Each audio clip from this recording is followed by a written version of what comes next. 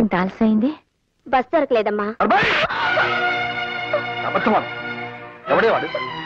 ఎవడా కొరాడు? మాట్లాడవే. నువ్వు ఇటువంటి పనులు చేస్తే నేను సహించాలని తెలుసుకోడా? నువ్వు ఇంతకు తగ్గించావంటే ఊరుకోవయ్యా, ఊరుకో. ఇది చిన్నపిల్ల. గౌతమి, నాన్న సంగతి తెలిసిండు కూడా నువ్వు ఇలాంటి పని ఎందుకు చేశావమ్మా? క్షమించండి నాన్న. చదువు పూర్తయ్యే వరకు చెప్పకూడదు అనుకున్నానే కానీ మిమ్మల్ని మోసం చేయాలని కాదు. ఆ అబ్బాయి పేరు రఘు, ఇండస్ట్రియలిస్ట్ బుచ్చిబాబు గారు అబ్బాయి. అతను నాతో పాటే మెడిసిన్ చదువుతున్నాడు. మేమిద్దరం ప్రేమించుకున్నాం. పెళ్ళంటూ చేసుకుంటే అతన్నే చేసుకుంటాను. చూశారా మాస్టారు? చూశావా నీ కూతురు ఎంతకి తెగించిందో? తన పెళ్లి తనే నిర్ణయించుకుంది. రామ్మోహన్ రావు, ఇదేదో పెద్ద అపరాధంగా నువ్వు భావించు. కాలం మారిపోయింది. మన పిల్లలు వాళ్ళ బ్రతుకులు వాళ్లే నిర్ణయించుకునే రోజులు ఇవి.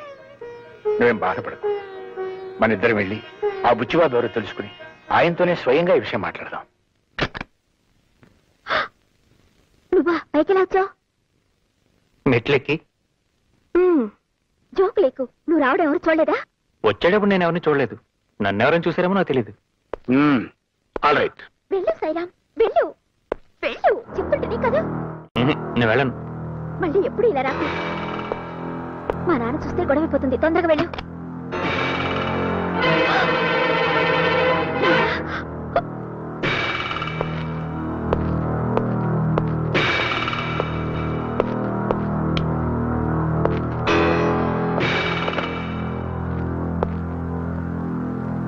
నా పేరు సాయిరాం అండి. ఎస్, నేను మీ అమ్మాయి ప్రేమించుకున్నాం. నో, మీతో చెప్పి మీ ఇద్దరం పెళ్లి చేసుకోవాలనుకుంటున్నాం అండి.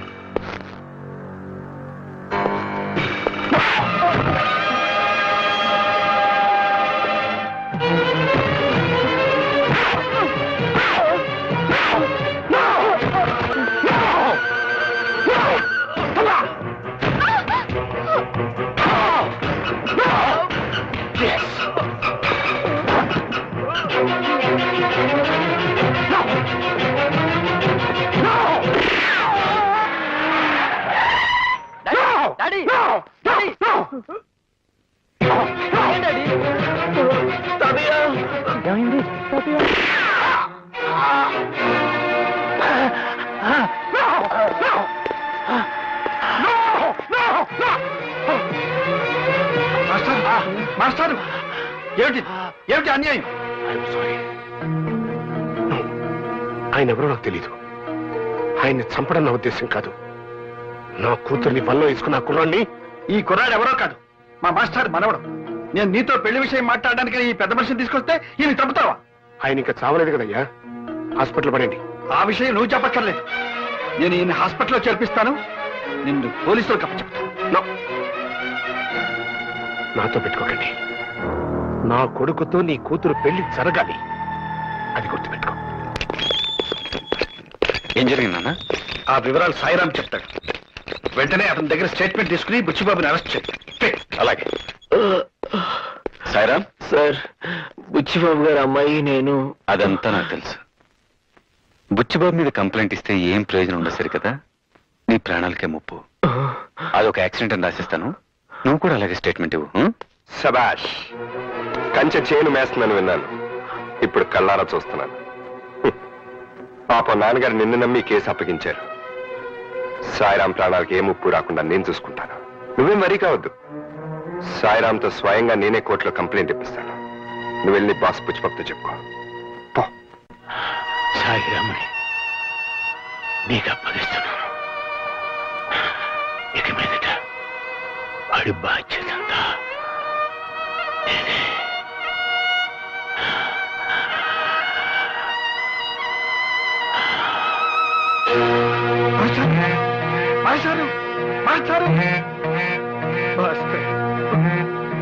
నో, కోర్టులో కంప్లైంట్ ఇస్తే మాత్రం నాకు వ్యతిరేకంగా ఎవరు సాక్ష్యం చెప్తాడు?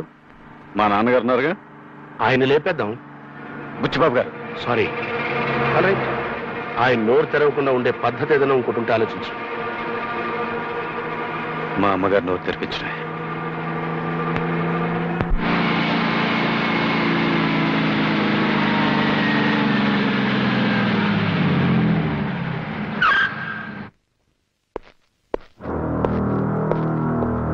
నమస్కారం అమ్మా.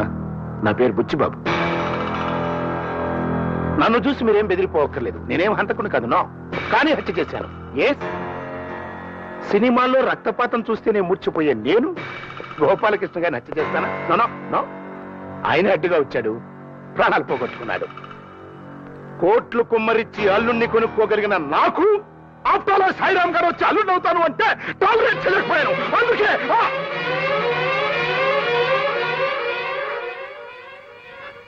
సారీ, నాకు కొంచెం ఎమోషన్ ఎక్కువ. ఆల్ రైట్, జరిగింది ఏదో జరిగిపోయింది. మనుషులు ముఖ్యం కానీ డబ్బు ముఖ్యం కాదమ్మా. పిల్లలకు నచ్చిన వాళ్ళతో పెళ్లిళ్ళు చేస్తే వాళ్ళు హాయిగా కాపురం చేసుకుంటారు, చేసేద్దాం అనుకున్నాను. బట్ కథ అడ్డం జరిగింది. ఎస్, సాయిరామ్ నా మీద పోలీస్ కంప్లైంట్ ఇచ్చాడు. నేను హత్య చేశానని, ఆ హత్యకు సాక్ష్యం బావగారేనని. అంటే మీ ఆయన గారు. ఎస్. ఎవరు? కోడలు పిల్ల. రామ్మా రా. మహాలక్ష్మిలా ఉంది. ఎస్. చూడమ్మా, మీ అమ్మాయి మా ఇంటి కోడలయ్యే బాధ్యత నీ మీద ఉంది. అంతేకాదు, నువ్వు తలుచుకుంటే సాయిరామ్తో నా కూతురు పెళ్లి కూడా జరుగుతుంది. అలా జరగలేదనుకో, నా కొడుకుతో పెళ్లి జరగలేదని నీ కూతురు ఆత్మహత్య చేసుకుంటుంది. బట్ ఆ చావుకి నాకు ఎటువంటి సంబంధం లేదు.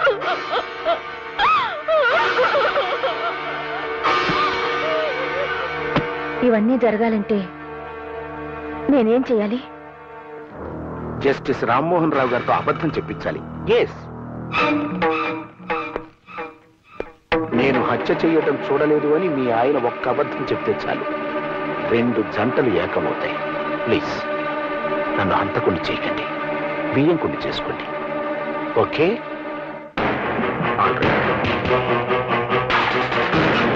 రండి బాబు రండి. పద. అయ్య బాబోయ్, అయ్య బాబోయ్, మా వాడు కొత్త వాళ్ళని చూస్తే సిగ్గుపడుతుంటాడండి. తెలిసిపోద్దామన్నయ్య. నేనున్నాగా. సరేండి, కూర్చోండి బాబు. మనం కూర్చునే ఉన్నది బాబాయ్, కూర్చోమంటారండి? మా వాడు కూర్చోవడం నించోవడం, నించోవడాన్ని కూర్చోవడం అంటుంటాడండి. ఏం పర్లేదు, నించోరా. అన్నయ్య నువ్వు కూడా నుంచో.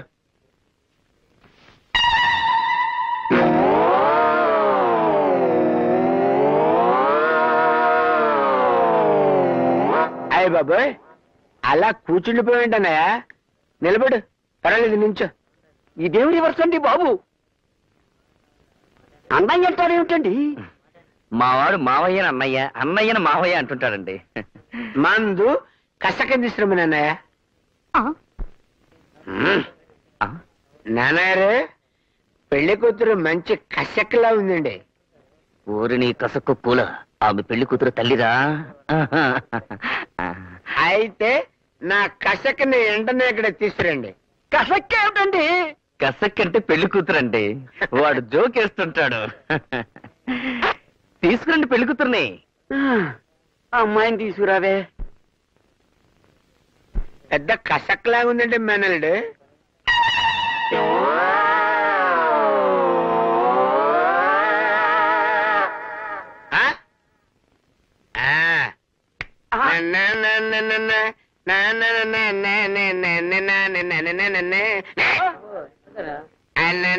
అయ్య బాబోయ్, ఎంత తెల్ల, ఎంత బలం, ఎంత బాగున్నావే నారాయణమ్మ, నువ్వు ఎంత బాగున్నావే. అయ్య బాబోయ్, ఎర్ర చీర కట్టావే నారాయణమ్మ, నువ్వు పూల రేఖ వేసావే. అయ్య బాబోయ్, మల్లెపూలు పెట్టావే నారాయణమ్మ, నువ్వు మల్లెపూలు పెట్టావు. మల్లెపూలు పెట్టావు తప్పనే, మల్లెపూలు పెట్టావు నారాయణమ్మ. నిన్ను పెళ్ళైతే భూషణం భూషణం, పెళ్ళైతే భూషణం భూషణం. నీకు పెళ్లి చేస్తే బాగుపడతావని నీ చెల్లెలు బ్రతమాలితే నేను ఇక్కడ తీసుకొచ్చాను. నా పరువు తీసావు కదరా. ఒక్క పాట పెట్టేస్తాను. నువ్వు నాన్నగారితో మాట్లాడడం తప్ప వేరే మార్గం లేదమ్మా.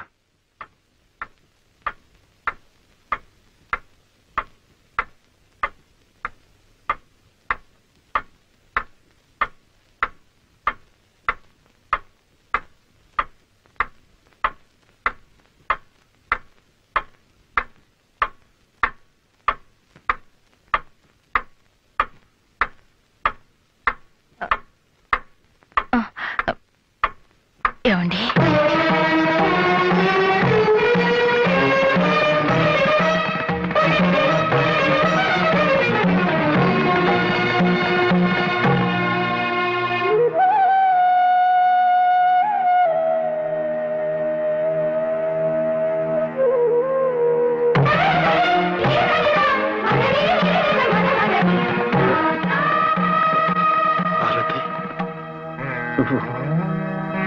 నన్ను పిలిచావా?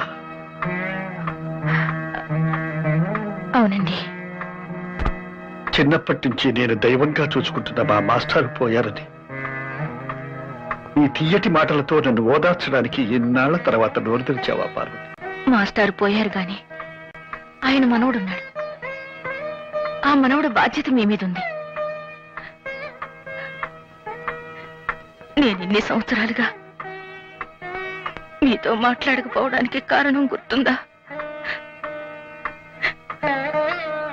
మీరు చెప్పిన ఒక్క నిజం, బిడ్డ ఇంట్లోనే ఉన్నాడన్న నిజం మీరు పోలీసులకు చెప్పడం వల్ల నా బిడ్డ నాకు కరువయ్యాడు.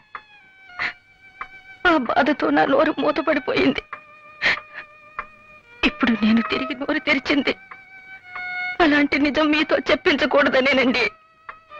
అంటే నాన్న, మీరు లేని సమయంలో బుచ్చిబాబు వచ్చి అమ్మను బెదిరించి వెళ్ళాడట. నువ్వు ఇంకా ఆ బుచ్చిబాబుని అరెస్ట్ చేయలేదా? నేనే వద్దని ఆపాను మావయ్య గారు. అత్తయ్య గారు కూడా వద్దన్నారు. ఎందుకని? మీరంతా అతని బెదిరింపులకు జడిసిపోయారా?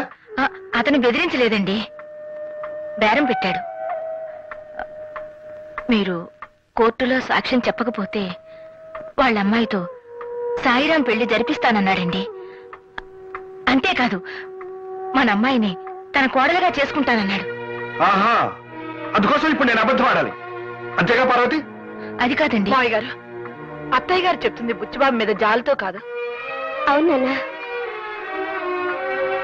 అదే మాస్టర్ గారి మనవడి పెళ్లి జరిపించడం కూడా మీ బాధ్యతే కదా మావయ్య గారు. ఒక పోలీస్ ఆఫీసర్గా నేను ఇది ఒప్పుకోను గానీ, మాస్టర్ని అమితంగా గౌరవించే మీ బిడ్డగా, ఓ చెల్లెలికి అన్నగా ఇది తప్పదేమో అనిపిస్తోంది నాన్న. ఏమండి, మన మధ్య ఎన్నేళ్ల నిశ్శబ్దం తర్వాత నేను నోరు తెరిచి అడుగుతున్న ఈ వరం కాదనకండి. పార్వతి,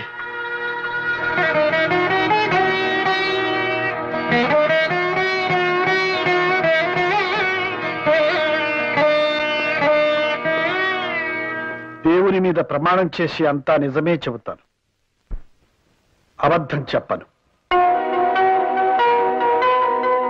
చూడండి రామ్మోహన్ రావు గారు, బుచ్చిబాబు గారింట్లో రిటైర్డ్ ప్రిన్సిపల్ గోపాలకృష్ణయ్య గారి మనవడు సాయిరాం తన మీద జరిగిన హత్యా ప్రయత్నంలో తన తాతగారు గాయపడి ఆ తర్వాత మరణించారని, ఆ సంఘటన చూసిన ప్రత్యక్ష సాక్షి మీరేనని తన రిపోర్ట్లో పేర్కొన్నాడు. అది మీరు చూశానంటారా, చూడలేదంటారా? అనను. ఆ రోజు మీరు అక్కడ ఉన్నానంటారా? అనను.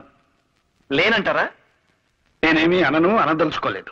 అదేలాగండి, విట్నెస్ బాక్స్ లో మౌనంగా నుంచుని కోర్టు వారికి సాక్ష్యం చెప్పకపోవడం ఐపీసీ 202 సెక్షన్ ప్రకారం నేరమని నాకు తెలుసు.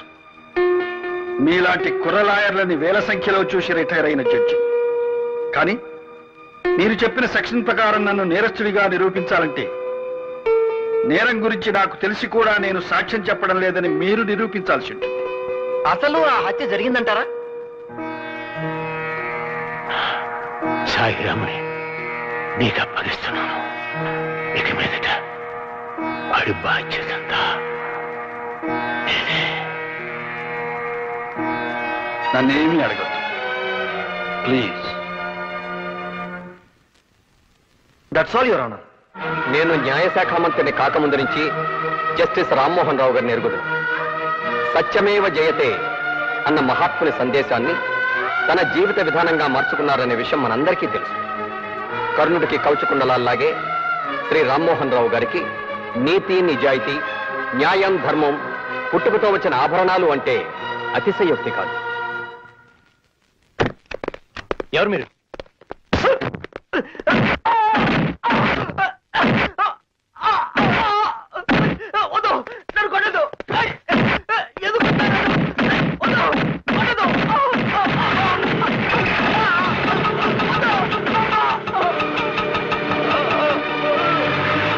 సాయిరామ్, సాయిరామ్, సాయిరామ్, నీకేవో దెబ్బలు తగిలాయట. ఏం జరిగింది? మళ్ళీ నన్ను చంపించడానికి ఆ బుచ్చిబాబు మనుషులను పంపాడు అంకుల్. బుచ్చిబాబా? అదేమిటి? తన కూతురు నీకిచ్చి పెళ్లి చేస్తానడుగా. పెళ్లి చేద్దాం అనుకున్నాడు, నన్ను ఎందుకు చంపాలని చూస్తాడు? పెళ్లి చేస్తాడనేగా. నేను కోర్టులో జరిగింది చెప్పకుండా అదంతా మీరు సాక్ష్యం చెప్పకుండా ఉండాలని ఆడిన నాటకం. ఇంత నాటకం ఆడాడా? నన్ను ఇలా మోసం చేశాడా? సరే, వాడి సంగతి తేలుస్తాను. ఊరుకోనన్నా. No no no no, I'm sorry. All right, నేను నీ ప్రేమను అర్థం చేసుకోలేకపోయాను. I'm a fool. బట్ నీకేం కావాలంటే చేశాను కదమ్మా. సాయిరామన్ తీసుకురమ్మంటే నేను ఎక్కడి నుంచి తీసుకురాని చెప్పు. అతన్ని మర్చిపోతాను, టైం అయిపోయింది, అతను వెళ్ళిపోయాడు. మర్చిపోమ్మా. నో నో నో నో, నువ్వెంత బాధపడితే మాత్రం పోయింది సాయి బాబు. సాయిరామన్ అల్లుడిగా చేసుకుంటానని నాతో చెప్పి అతన్ని చంపాలని చూస్తావా? అదృష్టవశాత్తు అతను బ్రతుకున్నాడు కాబట్టి సరిపోయింది. అంకుల్, సాయిరాం బ్రతుకు ఉన్నాడా? ఎక్కడున్నాడు అంకుల్? చెప్పండి అంకుల్, ప్లీజ్ చెప్పండి అంకుల్, ఎక్కడున్నాడు? ఒకవేళ వాడి బతుకున్నా నేను మళ్ళీ వాడిని చెప్పేస్తాను. నువ్వు మాత్రం వాడిని చూడటానికి వెళ్ళలేదు. బయలుదేరు. అక్కడ చూస్తా నిలబడతానట్రా. బుచ్చిబాబు, నువ్వేం చేస్తున్నావు? నువ్వు చేస్తున్న పని చాలా అన్యాయం. నాకు తెలుసు, అవసరానికి అట్లా చేస్తుంటాను. సాయిరామ్కి స్వాతినిచ్చి పెళ్లి చేస్తానావా లేదా? అలానే నేను అనలేదే. అనలేదా? ఎస్ అన్నాను. అంటే అంత పెద్ద జడ్జివి కోర్టులో బోనెక్కి దేవుడి మీద ప్రమాణం చేసి చూసింది చూడలేదు అని నువ్వు బొంకలేదు. అప్రాలు ఒక సాదా సీదా మనిషిని నేను అన్నది అనలేదు అని బొంకలేనా? సాయిరాం పెళ్లి కాదు, నా కొడుకుతో నీ కూతురు పెళ్లి కూడా జరగదు. కోట్లకు పడగెత్తిన ఈ బుచ్చిబాబుతో వియ్యమందటం అప్రాలు కాదు. Please go. బుచ్చిబాబు, ఇప్పుడు నా కూతురు పెళ్లి నాకు ముఖ్యం కాదు. సాయిరాంతో నీ కూతురు పెళ్లి నాకు ముఖ్యం. వాళ్ళిద్దరి పెళ్లి చేస్తారు. అరవద్దు. నిన్నటిదాకా నీ మీదున్న గౌరవం కోర్టులో నువ్వు చెప్పిన సాక్ష్యం విన్న తర్వాత పూర్తిగా పోయింది.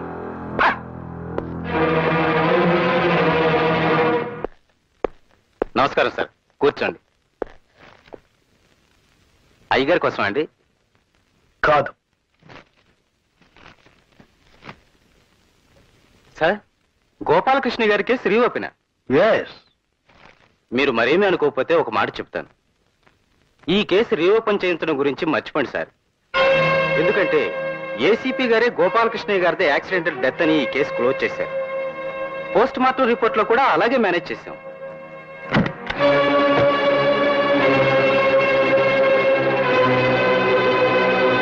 ఏమండి ఏసీపీ గారు, మీ డిపార్ట్మెంట్ ఇచ్చేది చాలక బుచ్చిబాబు దగ్గర నెలకు జీతం ఎంత పుచ్చుకుంటున్నారు? అదే ఇంతవరకు ఎంత లంచం పుచ్చుకున్నారు? ఏమండి, ఏం చేశాడండి? ఏం చేశాడా? నీ పెద్ద కొడుకునే అడుగు. చిన్నవాడు చెడ్డవాడు అనుకుని ఇంట్లోంచి తరిమేశాను. ఇరుగారు బుద్ధిమంతుడు అనుకుని నా నెత్తెక్కించుకున్నాను. చిచి, ఏం జరిగిందండి? నీ కొడుకు బండారం అంతా బయటపడింది. వీడు నేరస్తులకి కూలీకోర్లకి గొడుగు పెట్టి లంచాలు పుచ్చుకుంటున్నాడు. మనల్ని దగా చేసి మంచివాడిగా నటిస్తున్నాడు.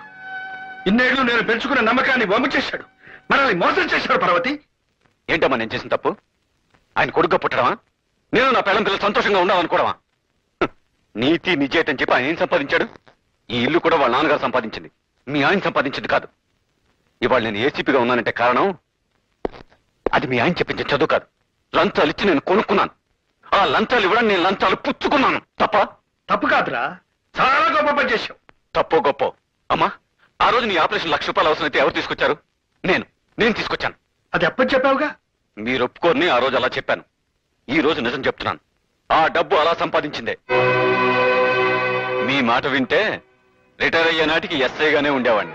చీచి చీచి, వీడి మాటలు వినడానికే నాకు అసహ్యంగా ఉంది. పార్వతి, వీడికా ఇక్కడే ఉంటే నేనేం చేస్తానో ఏం మాట్లాడతానో నాకే తెలియదు. పొమ్మను, వాడిని ఇంట్లో నుంచి బయటికి పొమ్మను.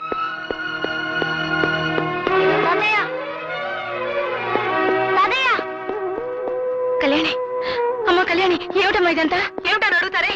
ఈ ఇంట్లోంచి వెళ్ళిపోమన్న తర్వాత ఇంకా ఇక్కడే ఉంటాం అనుకుంటున్నారా? రారా చక్రి. నేను తాతయ్య నాన్న రాను. బుద్ధిగా నడవకపోతే వీపు చిట్లిపోతుంది. ఇక్కడే ఉండి గాంధీ తాతగారి మన వల్ల దిక్కులేని చావచ్చేస్తావా? తాతయ్య, తాతయ్య, మేము అమ్మా నాన్నతో పెడితే చెడిపోతా తాతయ్య.